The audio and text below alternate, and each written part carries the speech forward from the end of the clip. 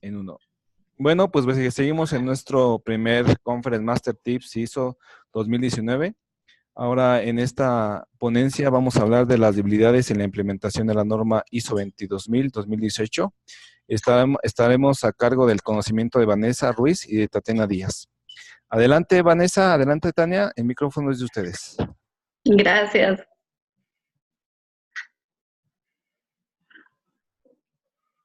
¿Listo? Vale, ¿comienzas, Tati? Listo, dale. Bueno, entonces bienvenidos a este espacio, pues que en una hora vamos a lograr presentarles cuáles son las debilidades que nosotros encontramos asociadas a la implementación de esta norma. Primero, pues quisimos como reemplazar el concepto de error, queríamos reemplazarlo pues por el concepto de debilidad, teniendo en cuenta pues que implementar sistemas de gestión genera bastantes esfuerzos. Listo, vale. Siguiente. Bueno, ya los dejo en compañía de Vanessa.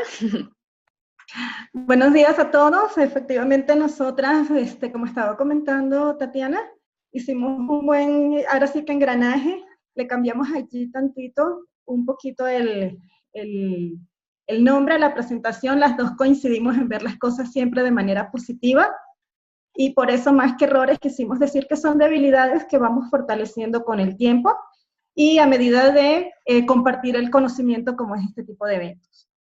Ya, pues, Edgar me presentó, me hizo el favor de presentarme. Mi nombre es Vanessa Ruiz. Soy licenciada en Análisis con estudios de maestría en Ciencia y Tecnología de Alimentos. Mi experiencia profesional, pues, efectivamente tuve ahora sí que la suerte y la bondad de la vida de que desde un mes antes ya de salir de la universidad, entré en la industria de alimentos. Entonces, puede decirse que a partir de ese momento ya inicié en lo que es el análisis de procesos como tal, en el área productiva, y de la mano estaba en boga lo que era la implementación de la ISO 9000-2000 en ese tiempo. Entonces, igual como era industria de alimentos, ahí tuve también la suerte de contar con todo lo que era la implementación de un sistema de gestión de inocuidad de los papás, vamos a decir así, de lo que hoy en día son los sistemas de gestión de inocuidad de alimentos. Entonces, a la fecha, pues ya voy recopilando 18 años de experiencia en diferentes sectores industriales, como fue la industria de cereales, cárnico, incluso lo que es manufactura de material de empaque para alimentos.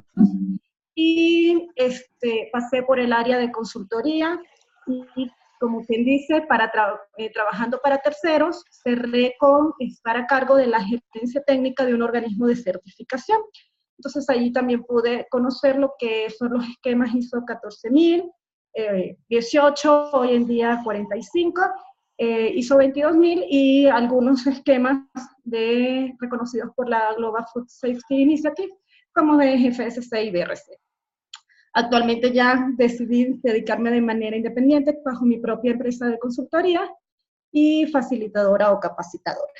Entonces, espero que un poquito lo que he colectado en este trayecto de vida profesional se les pueda transmitir en unos 40 minutos, o le vamos a tener que obligar a Edgar a hacer muchas master conferencias. Les dejo con Tati para que nos cuente. Bueno, buenos días y tardes ya en Colombia, ya que ya es el mediodía. Me presento, de profesión soy bacterióloga y laboratorista clínica. Básicamente ya llevo 10 años de experiencia pues en diferentes áreas asociadas con sector de alimentos y con laboratorio de ensayo, específicamente en el área de microbiología.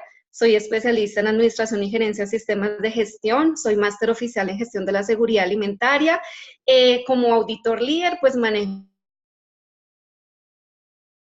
el esquema básico que es ISO 9001-2015 y 2000, y el manejo de experiencia asociada, pues básicamente trabajo independiente, tengo varios contactos, entonces pues sí manejo parte de tutorías, consultorías, asesorías a empresas del sector alimentos y efectivamente pues a laboratorios de ensayo. En este momento también pues tengo un cargo como referente de calidad en una entidad del Estado, hago parte pues del equipo de calidad del grupo de equipos de laboratorio y producción en el Instituto Nacional de Salud, que básicamente el alcance es metrología.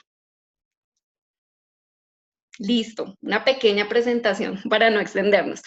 Bueno, el objetivo que vamos digamos, en el cual nos vamos a enfocar, lo que queremos hacer es conocer cuáles son las posibles desviaciones a las cuales nos enfrentamos en el momento de interpretar los requisitos establecidos en esta norma.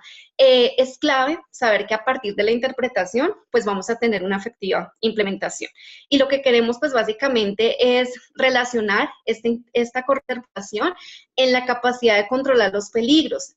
Sabemos que ISO 22000 maneja una herramienta clave, que es lo que nosotros conocemos como HIPER, que viene de la identificación del peligro y la evaluación del riesgo. Efectivamente, si tenemos alguna debilidades en la implementación de este tema, pues estaremos directamente atentando con este tipo de herramienta HIPER.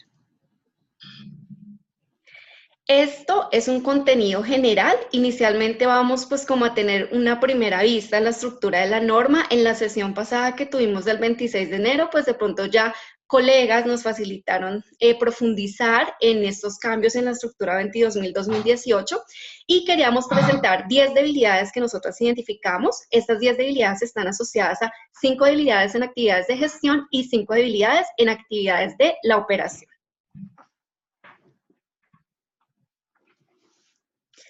Bueno, aquí les vamos a listar cuáles son esas 10 debilidades que va a ser como tal el alcance de esta conferencia. La primera está asociada con las diferencias conceptuales que existen entre los conceptos de calidad e inocuidad alimentaria. La segunda, frente al conocimiento de los requisitos regulatorios aplicables según sea el país. La tercera, es herramienta de comunicación interactiva en donde estamos involucrando proveedores, entes reguladores y consumidores. La cuarta, la conformación del equipo de la inocuidad alimentaria. Quinto, conocimiento de la evaluación y la clasificación del alimento. Sexto, la renovación tecnológica en el proceso de desarrollo del producto según líneas de producción. Séptimo, implementación de herramientas de gestión. Octavo, implementación de buenas prácticas de manufactura, que lo alineamos a los programas prerequisitos. Noveno, implementación del plan de control de peligros, que recuerden que ya esto es una nueva visión 2018, lo llamamos como plan en conjunto de lo que está alineado a HACCP y a los programas de prerequisito operacional. Y por último, implementación de cambios según a la actualización que tenemos este año del año pasado 2018.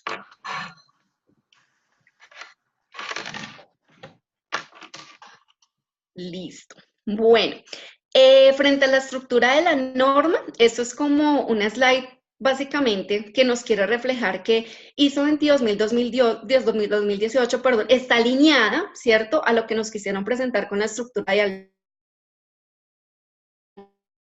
nivel. Básicamente los capítulos 9 y 10 están muy asociados a la gestión, de qué manera debemos en este momento implementar, digamos, esos requisitos de gestión, y el capítulo número 8 es el y en cierta manera es como si fuera la misionalidad o el corazón de los sistemas de gestión de la calidad.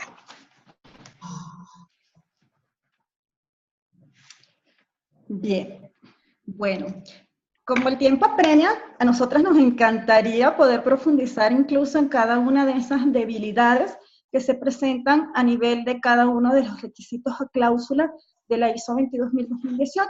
Sin embargo, pues eso no va a ser posible. Incluso sabemos que una capacitación para un sistema de gestión de inocuidad nos llevaría, pues, corriendo un poquito 16 horas, tratando de profundizar un poquito más 3 días. Entonces, pues aquí mucho menos vamos a poder en 40 minutos poder llevar a cabo un análisis exhaustivo de estas debilidades. Pero entonces nos enfocamos como en aquellos requisitos principales o también dando inicio a lo que son los primeros cambios en lo que era la ISO 22000-2005 a nuestra nueva versión 2018. Y ese primer cambio, y es un cambio relevante específicamente para los esquemas de inocuidad, es el contemplar, como decir, 2 ciclos de Deming dentro de la norma, cosa que efectivamente no se ve o no se presenta para la ISO 9000. Finalmente, si sabemos que el ciclo de Deming se emplea como un sistema o una herramienta de análisis para la gestión de los procesos, y que va basado en un planificar para establecer objetivos, en un hacer de esas actividades definidas e implementadas para alcanzar esos objetivos, en un verificar que se está cumpliendo esas actividades delimitadas y en un actuar si hay una desviación de esas actividades o procesos que hemos delimitado para el sistema de gestión. En el caso específico de la 22000, ya este ciclo de Deming se hace más chiquito con el mismo fundamento de planificar, hacer, verificar y actuar, pero para la cláusula o los requisitos número 8, es decir, de operación. Entonces, va a tener un ciclo de Deming global, que es para el análisis de las actividades relacionadas con el sistema como tal de inocuidad, y un ciclo de Deming inmerso, interno, específicamente para las actividades operacionales relacionadas con el sistema de gestión. Entonces, esto nos lleva a específicamente a analizar esos objetivos, esas actividades y ese monitoreo y verificación. ¿Para qué? Para, por ejemplo, los programas prerequisitos, para el sistema de trazabilidad propiamente, entendiéndose para actividades netas de impacto de la inocuidad alimentaria, para una preparación ante una respuesta o una emergencia, y propiamente de acuerdo a los peligros detectados para nuestros procesos específicos. Entonces, no podemos ahora confundir, no podemos caer en el error de cuando nosotros demostremos que tenemos un planificar, hacemos, verificamos y actuamos para el sistema de gestión, con eso cumplimos los requisitos de esta 22.000-2018. Finalmente podemos decir, oye, y es el error más típico, yo quisiera que ustedes me comenten si estoy errada, pero nosotros, o la experiencia, me ha llevado a que muchas veces sí, efectivamente, después ajustamos la documentación, pero no cumplimos en realidad el que planificaste y después documentaste. Lo cierto es que normalmente realizamos y decimos, y ahora actualiza el procedimiento. Entonces, siendo honestos, este cambio en la norma es porque efectivamente se daban cuenta que quedaba en teoría el ciclo de Deming, pero la realidad es que el hacer y el actuar cotidiano no se estaba cumpliendo. Entonces, algo así como ahora te va doble. El que no le gusta le toca doble sopa. Entonces, aquí es igual. Antes de cambiar y antes de que vayas a ejecutar un cambio, recuerda que debes cumplir tu ciclo específicamente para los requisitos de la cláusula 8, y ya si quieres después actualizas el sistema de gestión global, pero hay un doble recordatorio y no podemos olvidar eso tan relevante, tan importante. Aquí les pongo una manito de stop. Voy a ver cómo, igual puedo ver el chat sin que esto se vea alterado, no lo sé.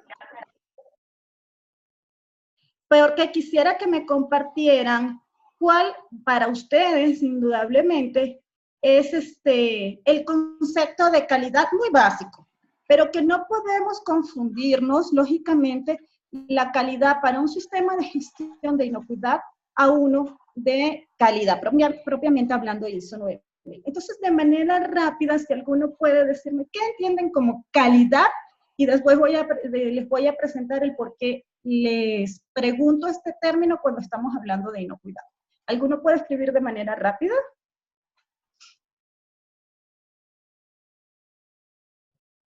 ¿No hay nadie en casa? Aún no tenemos participación. Juania dice que va a participar. Si nos puedes compartir escribiendo. Sí, recordando que como el tiempo es oro. Bien, Mabel nos dice que hacerlo bien a la primera, excelente.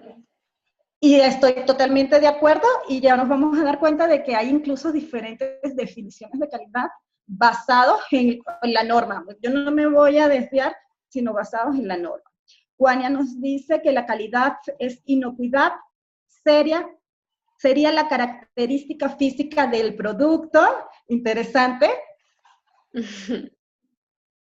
Y vamos a ver si alguien más, una tercera opinión, y nos vamos en el siguiente slide y van a comprender por qué hice esta pregunta.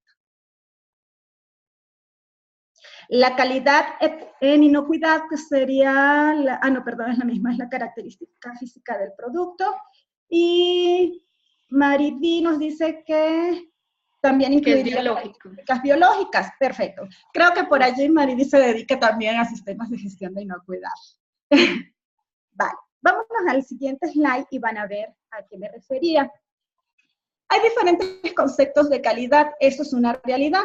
Como organización exclusivamente se busca o se indica que una organización cubre esos estándares de calidad cuando promueve una cultura de comportamientos, actitudes, actividades y procesos que se proporcionan mediante el cumplimiento de las necesidades y expectativas del cliente. Fíjense, no estamos hablando del producto todavía, y esto es basado en la ISO 9001. Y si recordamos hace poco, los que están en el chat, Edgar nos compartía un video de la atención al cliente, a un huésped de un hotel, y estaba totalmente desfasado de cualquiera de estas características. El comportamiento del empleado, su actitud, los procesos, ya no sabemos si estaban bien definidos, pero lo cierto que el término de calidad organizacional, pues allí nos muestra que estaba totalmente desviado. Ahora vámonos sobre el producto. Y dice que es la capacidad de satisfacer a los clientes por el impacto previsto y el no previsto sobre las partes interesadas. Entiéndase entonces que se da un valor agregado que es percibido por el cliente y que va en beneficio para él. Pero en ninguno de estos dos conceptos se está hablando de la inocuidad. Sin embargo, el beneficio para el cliente es que no le haga daño. Entonces, si nosotros, aunque yo no diga, yo espero que, y es lo más común, si yo le digo a la gente, dime qué es calidad, oye, que sepa bien, que esté rico, que si es azul, pues sea azul, y si es rojo, sea rojo. Pero muy poca gente me dice, oye, que no me haga daño. O sea, nadie me contesta eso. Cuando yo le digo que no, pues que no me haga daño. Entonces, lo ven como un beneficio para el cliente. Y no es un beneficio, es un debe. Pero a la hora de implementar o de auditar un sistema de gestión de inocuidad, entonces nosotros sí lo que debemos tener claro es que la definición es que dice que venga ausente de peligros. Entonces no podemos caer en el error de al tratar de implementar o de evaluar un sistema de gestión de inocuidad, querer que se cumplan las características de calidad y decir tienes una no conformidad porque está fuera de estándares de color. O sea, no, porque el alcance del sistema de gestión va centrado solamente a esa relación de ausencias de peligros, tal y como lo establece la norma ISO 22018 e incluso la 2015, que ahora ya está en fase de morir, ¿no? Pero así está bien determinada. Entonces, si bien la inocuidad forma parte de la calidad, aunque no esté expreso de manera tácita, debe entenderse que no debo desfasarme en levantar una desviación del sistema porque un parámetro de calidad no se esté cumpliendo. Hay que estar centrados en cuál es el objetivo y el alcance de la norma implementada. Hay otro punto que es bien interesante y es dado a la traducción. Sabemos que originariamente la norma pues viene en el idioma de inglés y por ende, y es correcto, es una traducción correcta de Food Safety. Sin embargo, la seguridad alimentaria no es lo mismo en términos de Latinoamérica que en términos de otros países desarrollados. Entonces, si nos vamos solamente a inocuidad, es claro que es algo que no nos hace daño a la salud. Pero ¿qué se entiende como seguridad alimentaria? Y ahí nos va a ayudar un poco Tatiana, de acuerdo a la cumbre mundial. Bueno, digamos, Dando alcance al concepto de lo que es seguridad. Vane, si quieres pasemos a la siguiente. Perfecto, gracias. Tenemos que tener claro primero cuál es la definición de seguridad alimentaria. Vanessa es acertada en el sentido de que nosotros confundimos la traducción de food safety, porque food safety quiere decir seguridad alimentaria, entonces de por sí no aterrizamos el concepto entre inocuidad y seguridad. Si leyéramos literalmente lo que se define como seguridad alimentaria según la referencia a la Cumbre Mundial sobre Alimentación en el año 96, seguridad alimentaria existe cuando todas las personas tienen acceso en todo momento, ya sea físico, social y económico, a alimentos suficientes, seguros y nutritivos para cubrir sus necesidades nutricionales y las preferencias culturales para una vida sana y activa. De esta definición se desprenden 4 dimensiones, que son las dimensiones que se manejan frente a políticas de seguridad alimentaria. Estas dimensiones están asociadas con la disponibilidad, que es relacionada con la cantidad del alimento, el acceso, que es frente a adquirir. Esto tiene un contexto físico y socioeconómico, de por sí lo estamos viviendo en algunos países latinoamericanos muy cercanos. En la dimensión de la utilización es en donde yo puedo garantizar. ¿Qué garantizo? Algún tipo de aporte nutricional para ese alimento y también garantiza unas condiciones de inocuidad. Y por último está la dimensión de estabilidad, que es lo que nos va a garantizar básicamente la permanencia y sostenibilidad. Entonces, ¿qué sucede? Nosotros no podemos sesgar que cuando nosotros tenemos un sistema de gestión de inocuidad implementado en la organización, estamos básicamente aportando o estamos directamente implementando seguridad alimentaria. Cuando ustedes comparan la escala de cómo, digamos, aumentamos los estándares en gestión, por lo menos existe uno que conocemos base, que es FSC. FSC involucra un paquete de normas, las cuales conocemos como ISO 22002, ¿cierto? Que está muy alineada a darle ese valor real a los programas prerequisitos, y de por sí, desde ISO 22002, hay unos ítems que nos podrían considerar estar aportando a la seguridad alimentaria, como lo puede ser el tema de la biodefensa, ¿cierto? O lo puede ser el fraude alimentario. Entonces, por esa razón es que nosotros debemos tener claro que el concepto de tener un sistema de gestión de inocuidad en nuestras organizaciones no quiere decir que estamos de una vez alineados a la seguridad, estamos aportando a lo que puede llegar a ser un cumplimiento de una política de seguridad alimentaria a nivel nacional como país y pues dependiendo de los lineamientos que se encuentren establecidos. Bien. Entonces, la primera debilidad que nosotros habíamos presentado iba enfocado a lo que son una confusión de términos y definiciones. La segunda, nos estamos enfocando a lo que es el cumplimiento de los requisitos regulatorios aplicables. Este también fue basado en tema de debate en nuestro chat, donde decían, bueno, es que la ley es la ley y hay que cumplirla. Y sí, todos estamos de acuerdo. Si nosotros vemos, independientemente de la nación de la que estemos hablando, la ley es el régimen constitucional que es una disposición votada por las diferentes cortes y sancionado por un jefe de Estado. ¿Qué quiere decir? No es que usted se quiere, es que usted debe. Y en el caso, por ejemplo, específicamente de México, nosotros tenemos nuestras normas oficiales mexicanas, las conocidas NOM, que yo normalmente les digo, no se aprendan que son oficiales, apréndase que son obligatorias. La otra no es de oficial, es de obligatoria. No de que usted quiere o no quiere. Y esto lo determina la ley, el artículo 40 de la Ley de Metrología y Normalización, que allí se establecen reglas, especificaciones, atributos, directrices, características, prescripciones, aplicabilidad de un producto, proceso. O sea, son normas para absolutamente todo en nuestro proceder empresarial o incluso en nuestro proceder ciudadano. Y en base a eso, entonces asumíamos, y es lo que decían en el chat, que es que, bueno, por eso, porque como son obligatorias, es que el cliente debe tenerlo. Entonces, la ISO, independientemente del esquema, no significa que le va a ayudar a cumplir sus compromisos legales. ¿Y qué crees? Yo ahí sí diferí mucho, porque si bien la norma es voluntaria, y como es el caso de todas las ISOs, dice, las normas son normas voluntarias, aquellos estándares que no han sido constituidos como obligatorios, sin embargo, sirven de referencia para determinar la calidad o el servicio fundamental con el objetivo de orientar y proteger a los consumidores. Entonces, la norma es voluntaria, pero usted al decidir certificarse en un sistema de gestión de inocuidad de alimentos, quiere decir que conforme a el objeto y alcance de esta norma y a la cláusula 4.1, usted está obligado a que sea auditado en que demuestre el cumplimiento de los requisitos legales.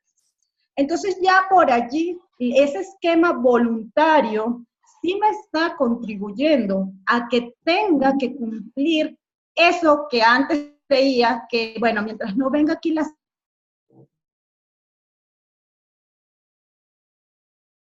Creo que se cortó. Vane, creo que se cortó. Así pasa en estos... Se cortó el audio, se cortó el audio. Ya volvió. Adelante. ¿Ya volvió? Sí. Hola, Vane, se había cortado, pero ya te escuchamos. Entonces, si bien... Otra vez se pausó. ¿Otra vez se pausó? Estoy en... Ya te vemos. La cámara, ya. Vale. Ok. Entonces les comentaba que si bien efectivamente la ley es la ley, si el quererte certificar en un esquema de gestión o una normatividad voluntaria te obliga por default a cumplir el alcance y la cláusula 4.1 y vas a ser auditado en demostrar el cumplimiento de esos requisitos legales aplicables, en este caso de seguridad alimentaria. Entonces, un error sería omitir cómo demostrar el cumplimiento legal por considerar que eso no es parte del alcance del sistema de gestión. Claro que es parte del alcance. Y dos, otro es, y bien relevante, este es muy propio para cada organización, que si generan una matriz de riesgos y en esa matriz de riesgo llega y dice, mira, el no cumplir toda tu normatividad o tu legislación te lleva a un impacto, que es una multa o sanción, pero y dejarlo hasta allí nada más, no considerar en que no es lo mismo el incumplimiento legal para un microempresario que para un gran empresario, porque ten por seguro que la sanción a lo mejor para el macroempresario va a ser quitarse una cana del cabello, mientras que para el microempresario el impacto puede ser que lo lleve a cerrar sus actividades. Entonces no nos quedemos solamente con traspolar una matriz de riesgo, que las consecuencias son las mismas, porque sí, el incumplimiento puede ser el mismo, pero la sanción puede tener una relevancia diferente.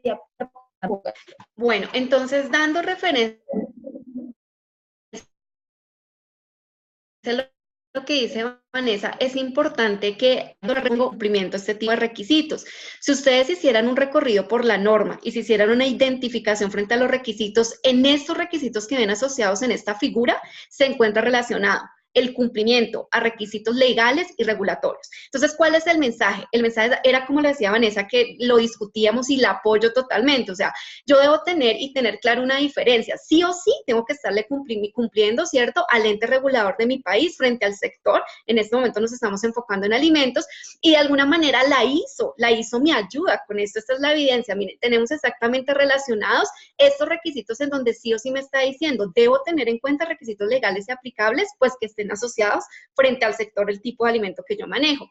Ahora, mire, si ustedes verificaran, esto hace parte de las actualizaciones que se hicieron en 2018, en el requisito 932, que nos está hablando de qué se considera entrada para la revisión por la dirección, los invito a leer esta referencia. En el literal C, el numeral 6 nos dice, considere las inspecciones, por ejemplo, las regulatorias o de los clientes. ¿Eso qué quiere decir? Que efectivamente cuando yo voy como auditor, ¿cierto?, a revisar cómo está esa implementación de ISO 22000, yo debo tener ese alcance. Entonces, debo conocer qué comunicación hay con el ente regulador, cómo estamos con las visitas que recibimos con el ente regulador. Entonces, no podemos desligarnos y efectivamente es una herramienta, pero entonces no podemos crear el concepto que yo estoy reemplazando, ¿cierto?, la implementación legal fuera de ISO o estoy reemplazando la implementación de ISO fuera del requisito legal.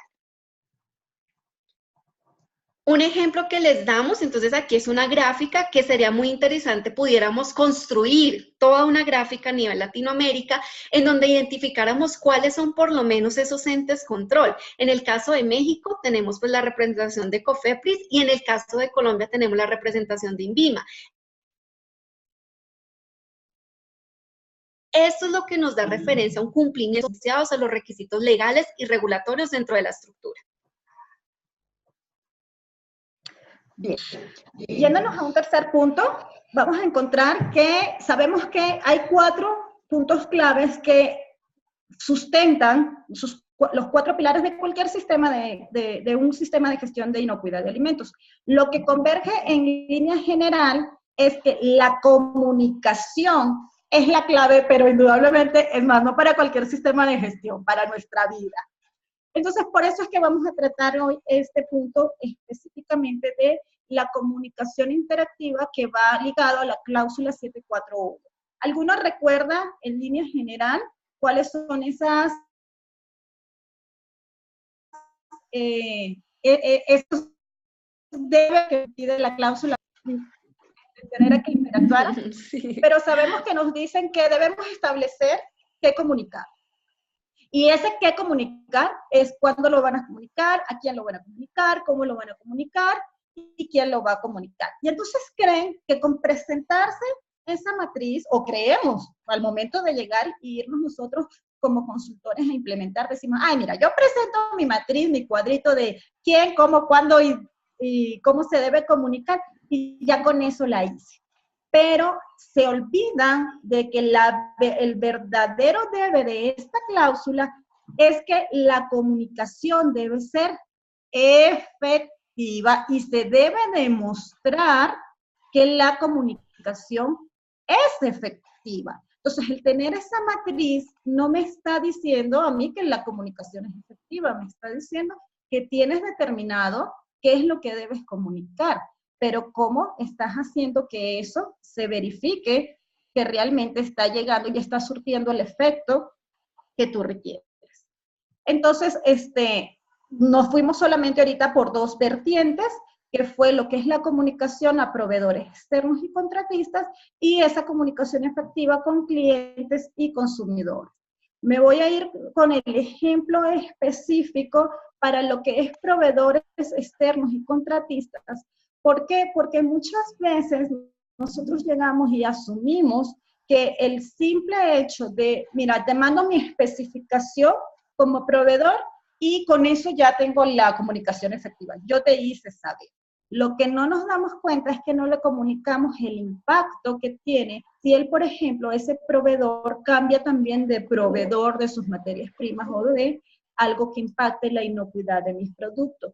Y lo hablo porque ha sido experiencia que el proveedor dice, mira, lo voy a cambiar la zanahoria A por la zanahoria B. ¿En qué le puede impactar que fuera un sembradío de oriente a occidente, de poniente a oriente? Dice, pues resulta que unos vienen con mayores concentraciones de metales pesados, con características diferentes, y a mí sí me impacta en la inocuidad. Y como tu proveedor no habías realizado ese estudio y no sabías que para mí está totalmente bloqueado una materia prima que venga de occidente y no de oriente, y tú asumiste que es zanahoria, pues me estás impactando en mi proceso. Y en este caso, propiamente en inocuidad, la que no es negociable. Entonces es importante que no nada más presentemos nuestra matriz de, mira, yo tengo aquí muy bien establecido qué, cómo, cuándo y quién es el responsable de comunicar, sino que realmente a la hora que estamos evaluados podamos demostrar que la comunicación sí es efectiva. Y no por órdenes solamente de cumplir una auditoría. Yo siempre les digo, mire, yo no visualizo esto en orden de cumplir lo que dice un requisito. Es en orden de cumplir y de establecer características del proceso que van a ser benéficos para mi organización. Porque a la hora de tener un problema realmente involucrando la inocuidad del producto, el certificado no se va a ver afectado. La organización es la que se ve impactada. Entonces debemos forzosamente realizar y establecer procesos que sí sean funcionales para mi organización si yo realmente creo en mi sistema de gestión.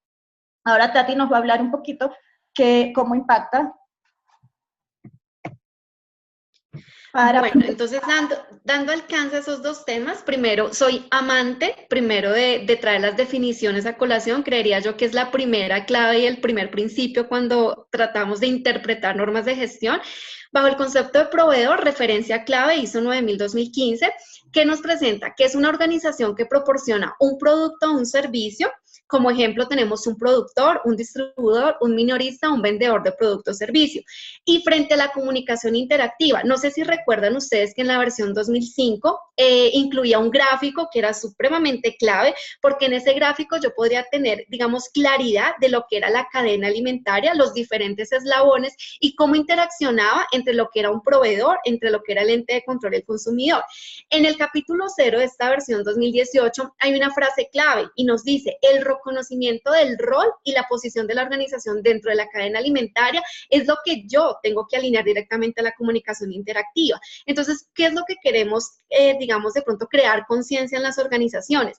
¿Será que el contar con un simple certificado de calidad, con una ficha técnica, será que solamente con conocer que las organizaciones están certificadas, están acreditadas según aplique, por lo menos en este caso, los laboratorios que nos apoyan con servicios de ensayo y de calibración? ¿O será que la información de una página web, lo que se publica en redes sociales, es suficiente para nosotros demostrar que existe una comunicación interactiva? En ISO 22000, ¿qué es la clave? La clave es yo poder tener claro cuál es esa identificación de peligros.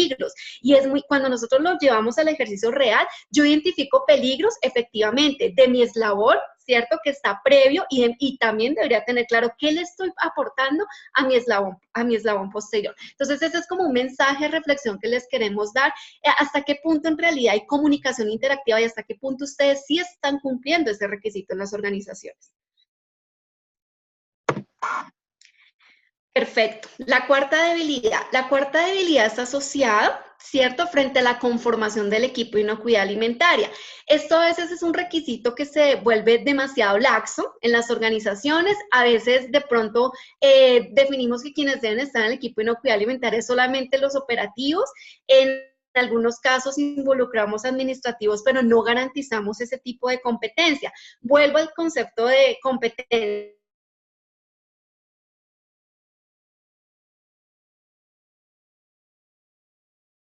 Competencia en tener cuidado porque yo puedo tener el conocimiento, yo puedo estar formada, ¿cierto?, frente a muchos estándares asociados a alimentos, pero de pronto no tengo la habilidad de hacer interpretación correcta, de hacer una adecuada, digamos, implementación. Entonces, miren, tres aspectos están aquí, digamos, claves.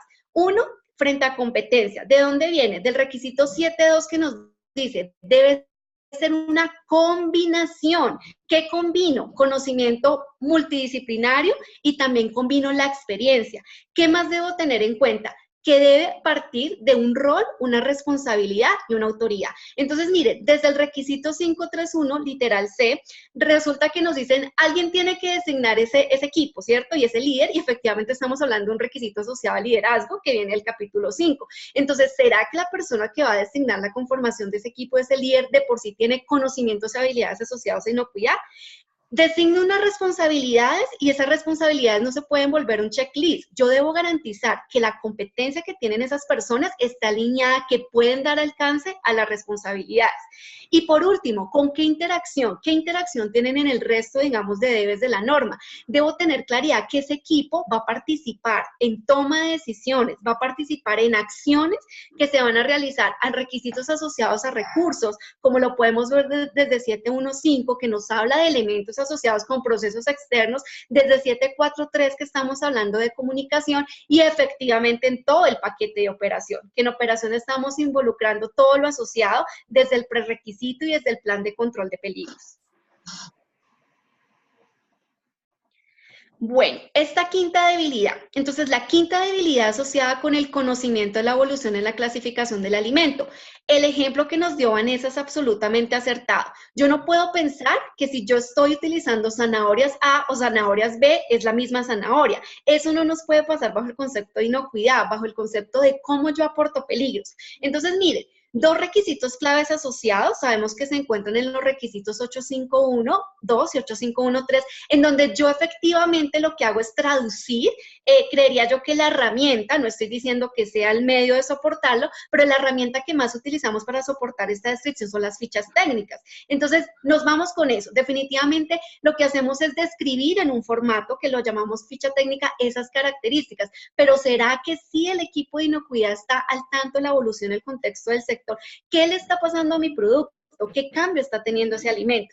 Dos requisitos que asociamos que son súper claves. Mire, el 8514. Cuando yo hablo de uso previsto, yo estoy hablando de vulnerabilidad, ¿cierto? Estoy hablando de una población, ¿cierto? Estoy hablando de un grupo, del grupo clave de pronto de consumidor. Entonces, ¿será que la evolución del alimento también me estaría afectando el uso previsto? Hoy en día conocemos que existen muchas enfermedades asociadas, aparecen diferentes cambios, diferentes cuadros clínicos que de alguna manera pueden estar asociados al consumo de alimentos. Y por eso cerramos con el requisito 8522. En 8522 nos dicen, mire, usted debe tener en cuenta los siguientes pasos, que es lo que nos presentan como literales, y hay un literal muy clave que nos dice, venga, en lo posible, tenga en cuenta que los datos epidemiológicos, los reportes científicos, los antecedentes históricos, todo esto se vuelve información clave, eso es información que deberíamos considerar para nosotros poder hacer ese análisis de peligros y realmente ser acertados en el control, que es lo que nos está pidiendo como tal la inocuidad, control frente al daño que podemos causar. Bueno, en esta debilidad número 6, que hablamos de renovación tecnológica en el proceso de desarrollo del producto, es clave. Mire, la herramienta que nosotros usamos para poder plasmar esa fotografía de lo que hacemos en proceso es el diagrama de flujo. Entonces, también debemos tener en cuenta algo importante. Si yo lo que hago es involucrar renovación tecnológica en mi proceso, efectivamente tengo que estar hablando de actualización, ¿cierto? Actualización de las etapas del diagrama de flujo. Tendría que estar hablando de este requisito tan clave para nosotros que es el 8.9. Recuerde que desde 8.9 yo estoy manejando que todo lo que está asociado a un producto no conforme, todo lo que está asociado al tema de recall, por ejemplo, ¿cierto? Cuando tenemos esas salidas inesperadas de productos que no están dentro de una especificación. Entonces, ¿a mí qué me importaría controlar? Tener claridad. Todo cambio, toda renovación que yo involucre en mi proceso, inmediatamente tengo que actualizar. Tengo que actualizar PPRs, tengo que actualizar el plan de control de peligros, porque esto efectivamente puede tener algún cambio de impacto frente al sistema y frente a esa inocuidad en el producto. En el contexto de los externos, estos son dos numerales que han sido claves en esta versión, y creería yo que en la manera en que lo estamos presentando en versión 2018, el orden nos facilita la comprensión y la secuencia de esta actividad. En 7.1.5, cuando hacemos esa definición de esos elementos, ¿cierto? Entonces, definimos el elemento, qué es lo que necesitamos, qué es en realidad lo que nos va a apoyar al sistema de ese externo, y por último, el 7.1.6, en donde estamos diciendo, listo, yo tengo que garantizar el control. Y aquí alineamos mucho 7.1.6 con lo que estábamos hablando de 7.4.3, comunicación externa.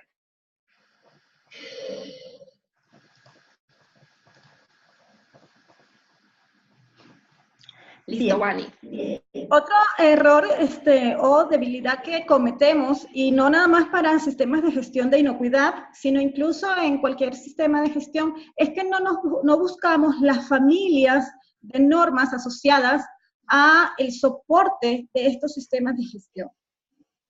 Entonces, en el caso, por ejemplo, del sistema de gestión de inocuidad de alimentos, tenemos tres vamos a decir que integrantes de la familia, como es la ISO 22003. Esta está orientada más que todo a los organismos de certificación. Sin embargo, siempre es bueno conocerlo para que no nos vengan con cosas diferentes y dicen, oye, ¿dónde dice por qué tú me estás auditando de esta manera? Entonces, en base a eso podemos conocer cómo se debe prestar y cómo yo debo ser evaluado durante una auditoría de tercera parte. Porque siempre entra un poco el juego de, oye, ¿ustedes creen que esto fue criterio del auditor o estaba en lo correcto? La mejor manera de saber si estaba en lo correcto y defendernos es conociendo la ley. Entonces, podríamos apoyarnos en conocer esa norma. Y después tenemos indudablemente la ISO 22004, la ISO 22004, que es la orientación sobre cómo aplicar la ISO 22000. Indudablemente esta va a requerir actualización, así como nos ocurrió con la ISO 9000 para vocabulario, términos y vocabularios. Pues después de que sale la publicación de la 22.018, pues la familia también va a tener que actualizarse. Tenemos también la 22.005, que nos va a apoyar en todo lo que es la trazabilidad en la cadena alimentaria como principios generales, requisitos básicos para el diseño e implementación de sistemas. Me voy a adelantar un poquito con esta, con llamar a referencia a esta norma, de que vamos a ver que parte importante o determinante en el sistema de gestión de inocuidad de alimentos es que si bien nosotros establecemos un alcance que puede estar delimitado a las operaciones en mi organización, la norma también es clara, lo está en la primera diapositiva, que dice que la seguridad alimentaria, cuando eres parte del proceso, debes considerar toda aquella afectación en la cadena de suministro. Entonces, si bien yo voy a tratar de salvaguardar aquellas actividades en mis instalaciones, debo prever los peligros que se puedan presentar en la distribución, en un mal uso por el consumidor, en un mal uso en el sitio de consumo. Entonces, esa trazabilidad de la cadena alimentaria es una buena aportación para poder implementar bien nuestro sistema de gestión.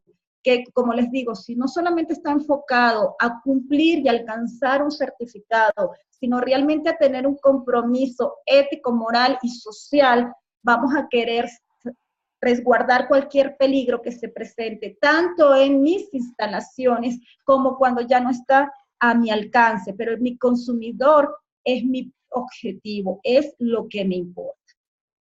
Bien, Tati.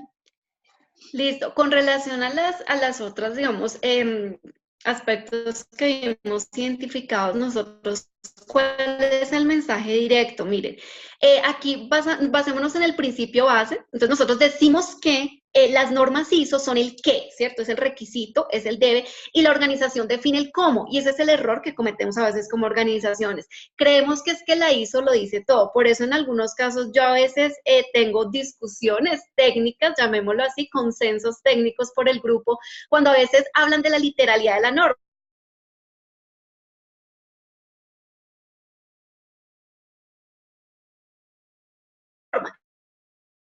Entonces a veces dicen, no, es que la norma me dice que yo no llevemos a ese nivel la literalidad de la norma, porque por eso es que cometemos errores en la implementación.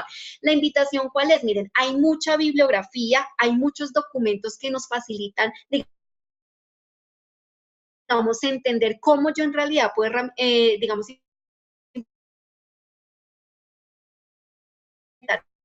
gestión, herramientas para auditoría interna, existen muchas metodologías para fortalecer el tema de análisis de causas. En este momento que nos encontramos con un enfoque basado en riesgo, para hacer un enfoque basado en riesgo tenemos muchos modelos. Conocemos uno base que sí son 31.000, pero entonces por lo menos hago alusión a seguridad y salud en el trabajo, por lo menos en Colombia, pues que es la guía técnica colombiana, aparece la GTC 45, entonces uno dice, uy, ¿cómo voy a hablar de integración de sistemas? Y puedo empezar a hacer una herramienta que en realidad le dé respuesta a la gestión de mi sistema. Entonces la invitación es a que usted no se limite a la norma que va a implementar, usted tiene que ver el universo que le está apoyando, en este caso puntual, como lo explicó Vanessa, el paquete 22.000, entonces debemos conocer qué hace parte, digamos, del paquete 22.000 y en qué nos podemos apoyar. Bueno, esto sería un mundo de detenernos realmente en la parte de buenas prácticas de manufactura. Sin embargo, vamos a ser totalmente puntuales en que no debemos confundir lo que es el cumplimiento de una buena práctica de manufactura, qué es un PPR y propiamente qué es un requisito operativo. Porque si no tenemos claro estos tres conceptos, podemos confundir el cómo controlar y monitorear un peligro. Entiéndase que una buena práctica de manufactura, es decir, el alimento se me contaminó porque no hay un buen lavado de manos. Y eso es un punto crítico de control. No, señor, usted lo que debe es llegar y lavarse las manos y nunca hubiera tenido ese peligro. Entonces, en base a eso, por eso es que debemos estar muy, muy claros y sentarnos y conocer nuestra legislación. Si yo sé que hasta por NOM 251 el lavado de manos es una buena práctica de manufactura, olvídate de considerar ese peligro en el futuro, en el proceso. No lo vas a tener porque tienes una buena práctica de manufactura. Posteriormente vamos a tener programas prerequisitos que son característicos de tu organización. ¿Y por qué ese pleonasmo de prerequisitos? O sea, si lo tengo que tener es un requisito. Sí, es verdad, lo tienes que tener y es un requisito, pero como lo tienes que tener antes de considerar que puedes alcanzar una certificación, entonces por eso es denominado prerequisito. Y es característico para cada organización, porque si, por ejemplo, nos vamos a un 6.3, donde dice es análisis de caldera y usted no tiene caldera, pues lógicamente que vas a ir a controlar. Entonces haces un análisis de cuáles son los prerequisitos que realmente te vienen inherentes a tu proceso, y nuevamente, si los tienes bajo control, eso no puede manifestarse en el futuro como un peligro, porque lo que tenías es que tener un programa prerequisito que te elimina el peligro. Por último, lo que sí vamos entonces a determinar es que si un requisito operativo es relevante para eliminar o controlar un peligro, entonces eso sí contribuye a que lo tengas que analizar y llevar a cabo a tus análisis de peligro y a tu árbol de decisión y todo lo que desencadena esa situación. En base a eso, yo prácticamente voy a concluir con esto, que la norma cambió, dejó más explícito que es propiamente un punto crítico de control y que es un prerequisito operacional, cosa que en mi experiencia, y de verdad en 18 años a la altura todavía sigue habiendo una confusión de qué es un punto crítico de control y qué es un prerequisito operacional. Yo ahorita por cuestiones de tiempo solo lo voy a limitar, es que acuérdense, aquello que ustedes puedan medir y que puedan monitorear durante el proceso y que eso les reduce determinantemente el peligro, y si no, eso pasa a ser un producto potencialmente no inocuo o no conforme, es un PCC. Pero si esa actividad está en proceso y ustedes lo monitorean a ciertos intervalos de tiempo y pueden tomar una acción de desviación del producto para ser reprocesado o para hacer ajustes, eso es un prerequisito operacional, está inmerso en el proceso. Lo mido en el proceso, no lo mido en el producto. Ya después en mesa redonda podríamos discutir un poquito más al respecto. Bueno, de pronto, Vane, para no olvidar que es clave en el 9, es lo que ahorita nos invita a 22.000-2018, es que yo ya hablo de un concepto de criterio de acción. Entonces, como yo consideraba un límite crítico, que era lo que yo compartía en versión 2005, si ustedes comparaban el requisito 7.5 con 7.6, los literales eran totalmente iguales y lo único que no incluía el PPRO era lo que se consideraba un límite crítico. Entonces es importante, y como dice Van, en otra sesión nos sentaremos a hablar de PPROs y PCCs de una manera más profunda. Por último, y digamos como para tener claridad, esta última debilidad que nosotros identificamos es a lo que se están enfrentando las organizaciones. Cuando hablamos de actualización, nosotros sabemos que tenemos un tiempo de transición, ¿cierto? El tiempo de transición pues que determinan según pues quienes están dando estos lineamientos. Entonces es clave tener, digamos, presente cuáles son esos cambios representativos. Creería que ISO 22000 logró alinearse totalmente al esquema 9001. Entonces tenemos que identificar cuáles son esos cambios. La invitación, ¿cuál es? Haga una lista de chequeo, ¿cierto? Haga esa interrelación entre lo que era versión 2005-2018 y haga también un diagnóstico, qué es lo que usted tiene y qué tiene que fortalecer. El hecho de que ustedes estén certificados en 2005 no quiere decir que el paso va a ser fácil, ¿cierto? Para yo hacer cambios, bien lo dice la norma desde 9001 y bien lo dice 22.000 desde el capítulo número 6 de planificación. De alguna manera yo planifico el cambio, o sea, el cambio lo tengo que planificar, tengo que mirar de qué manera evalúo hasta qué punto va a tener impactos. Entonces eso es como un resumen muy pequeño, digamos, de algunas características. Lo que ustedes ven ahí es estructura de los numerales y capítulos que nos brinda 9001, que efectivamente ya Vanessa aclaró el capítulo 8 de operación para 22.000 que nos presenta los 2 ciclos de DEMI. Entonces miren, aclarar que cuando hablamos de liderazgo, el concepto de rol, responsabilidad, autoridad ya estamos uniendo desde ahí lo que está en la conformación del equipo. El enfoque que vamos a hablar en el capítulo 6 frente a riesgos y oportunidades y efectivamente planificación de cambios, que mi invitación es que lo primero que usted haga, si va a hacer un tipo de transición de versión, es que primero vaya y revise lo que dice desde el numeral 6, la planificación de cambios. Desde apoyo, hablamos del tema de recursos, lo que está asociado a recursos, que lo veíamos desde 715 y 716 para el concepto de contratación externa. Hablamos desde información documentada, teníamos la manía de hablar de 22.000, que hablábamos de los procedimientos documentales obligatorios. Ya esto es lo que reemplazamos con este nuevo concepto de información documentada, y hago referencia pronto a la conferencia que tuvimos hoy de automatización de procesos. Me pareció excelente esa invitación, ¿cierto?, a romper el esquema de que todo tiene que ser documento físico. Desde el capítulo 9 y 10, lo que ya veníamos manejando en el sistema, ¿cierto? Hablamos de seguimiento con las 3 claves que son indicadores, auditorías y revisión por la dirección. Desde la mejora, hablando de no conformidades frente al sistema, a gestión, y eso es lo que nosotros manejamos. ¿Listo, Vane?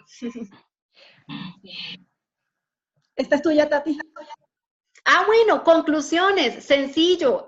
Básicamente, si nos sentáramos a hablar de todo lo que resta de este tema, les queríamos invitar era que esas fueron las 10 debilidades que nosotros identificamos. No solamente son debilidades en la operación, son también debilidades asociadas a la gestión, y digamos, soy muy partidaria de decir de que todo está, digamos, alineado a cómo yo capacito y entreno mi personal. Entonces, recuerde que lo importante es desde lo que tengo como conocimiento, aclarar ese concepto de competencia frente a conocimientos y habilidades para que esto sea en realidad un resultado pues que tengamos satisfactorio en la organización. Igualmente, pues para ya despedirnos y agradecerles a todos muchísimo el tiempo, otra debilidad es que nosotros vamos visualizando son que la más común es que no es falta de desconocimiento de la norma, porque yo digo, incluso aquí todos somos expertos y tenemos años trabajando con la norma. Entonces, no es de desconocimiento, sino es de una mala interpretación no voluntaria. Y yo alabo completamente esta iniciativa donde nos reunimos diferentes modos de pensar, diferentes cabezas, y podemos dar una interpretación correcta a las normas para llevar a cabo la realidad del requisito exigido. Entonces, esto es una iniciativa excelente porque son malas interpretaciones no voluntarias. Y eso es hablando aquí como equipo de trabajo y como consultores. Si nos vamos directamente a la organización, pues la norma es clara. El equipo es multidisciplinario. ¿Por qué es multidisciplinario? Porque diferentes modos de pensar llegan a un buen trabajo, a un éxito. Entonces, esa es nuestra conclusión en cuanto a interpretación. Pues ahí quedamos para servirles, una servidora y Tatiana desde Colombia, así que agarramos todo Sur y Norteamérica y estamos totalmente a su disposición. Creo que terminamos en tiempo, quedan 2 minutos de preguntas. Bueno, Tati, por Vane. Por el chat. Bueno, Tati, Vane, ¿qué les parece si las preguntas y las dudas que se originaron de esta exposición las manejamos en la nueva sección que vamos a generar, que son las mesas redondas virtuales de ISO? Creo que Más que excelente. ¿no? Y ahí ya para que ya nos dejan algunas conclusiones muy buenas. Estaba leyendo el chat de aquí de Zoom y dice que excelente binomio, Vanessa, Tatiana. Eso se ve, las felicito. Gracias. Gracias por sumarse a esta iniciativa y pues vamos a darle continuidad en el próximo evento que vamos a hacer en junio, en julio.